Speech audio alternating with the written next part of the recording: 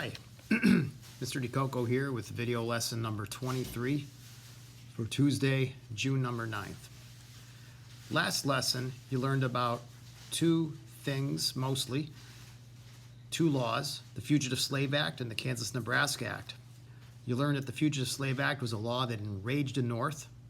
It was a law that required that everybody in the United States help catch escaped slaves. You also learned about the controversial Kansas-Nebraska Act, which eventually would lead to a lot of violence in the Kansas-Nebraska territory. And this violence was referred to as Bleeding Kansas. And it was almost like a preview of the U.S. Civil War, which would come years later. This next section of the book is titled Challenges to Slavery. It's no surprise that at this point in American history, social, economic, and political differences were dividing the North and the South. Compromise at this point was virtually impossible in the 1850s. And by the late 1850s, slavery was going to start to be challenged like never before, and the nation moved closer to civil war. I'm going to talk about four things. The first thing is the new political party that was created in 1854. In 1854, the modern-day Republican Party was created.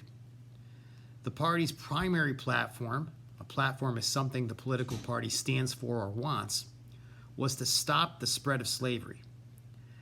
Abolitionists, of course, loved this and joined the party, but so did other people for different reasons.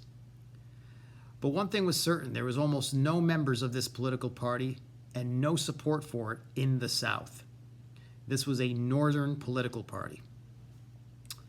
In the election of 1856, you had three political parties running for president.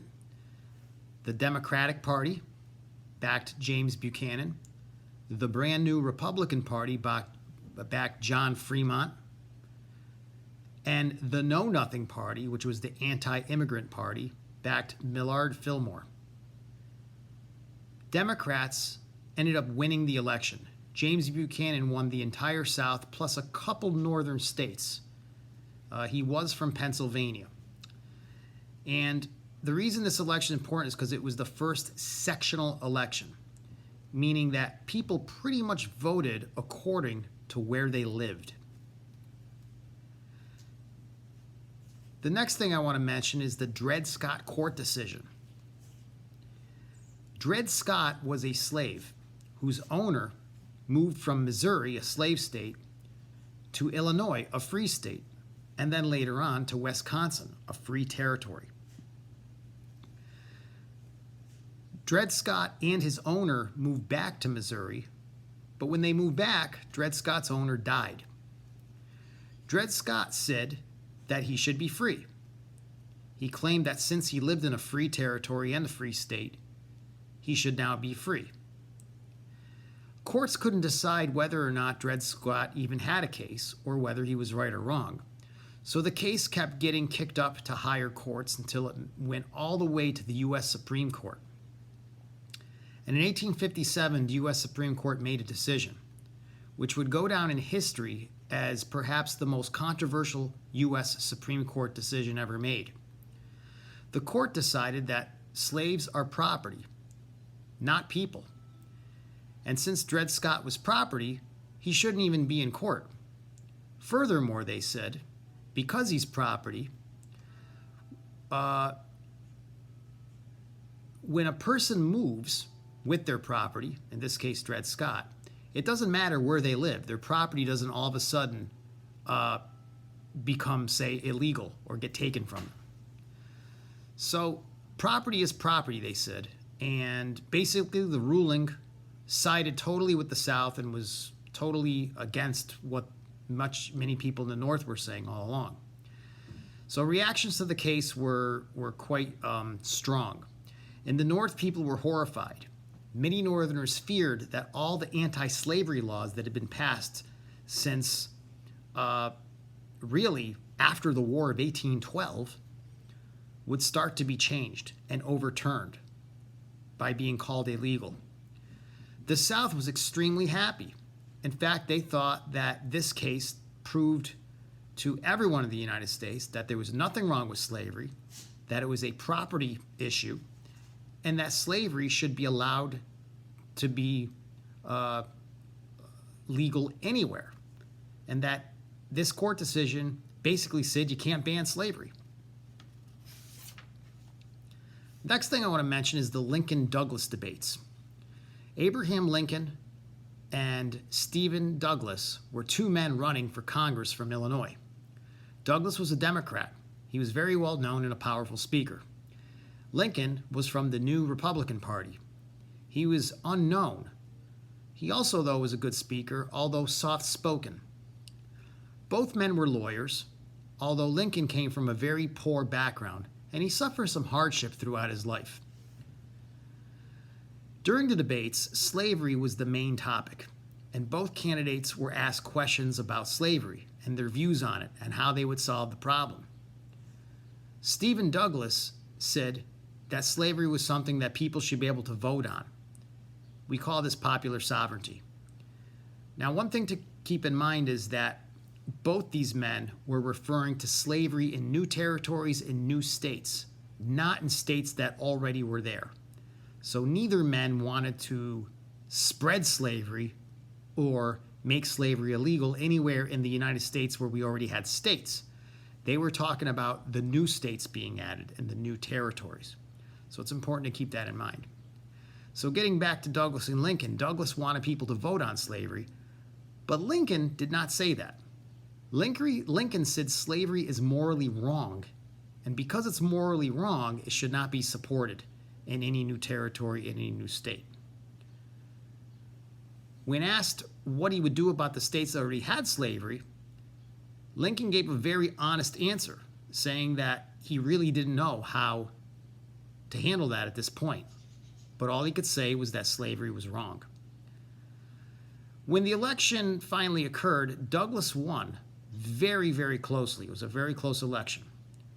So Lincoln loses, but Lincoln becomes famous because of these debates. And as we know, a few years later, when it comes time to run for president, Lincoln's going to run, and he's going to end up winning. So that's for next section. The very last thing I want to talk about today is the raid on Harper's Ferry. And just like last section, we're closing out this section with a violent act. Harper's Ferry is a town in Virginia, and it was a place where there was a federal arsenal.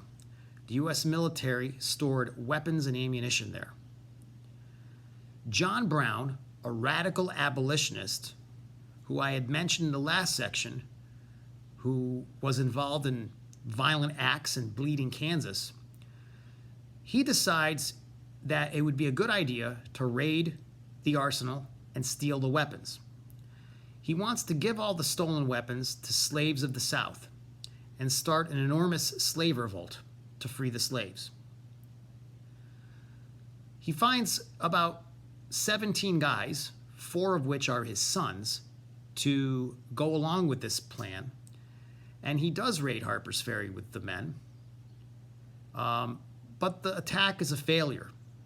Brown is defeated and he's captured. John Brown is put on trial. He is found guilty of many things, but the most serious one being treason. The penalty for treason was death by hanging, and he's sentenced to death. Right before John Brown was executed, he gave a speech against slavery, and he predicted a great and terrible plague that would sweep the nation. And today, many people say that John Brown was predicting the Civil War. After John Brown's death, he becomes a martyr in the North. A martyr is somebody who dies for a cause, oftentimes a great cause. Many people in the North admired what John Brown tried to do, although maybe they didn't admire him. They admired what he was trying to do.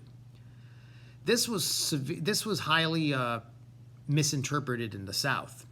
The South was absolutely horrified that people in the North would admire John Brown or anything he did. Many people in the South believed John Brown was simply a terrorist, a murderer, somebody just intent on creating death and destruction.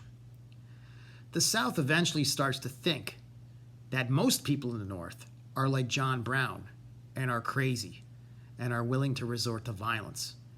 And this raid on Harper's Ferry drives the nation even closer than it ever been before towards civil war. So that's it for section 3 of chapter 15. There's some questions to go along with this and some links related to what I just talked about. So till then, take care, stay connected. We only have one more video lesson after this and one more assignment. So we're almost there at the end. Many of you have done a great job on these assignments, and you've done them on time, and I commend you on that. You should be proud of yourself. So with that said, till next time, take care. Bye-bye.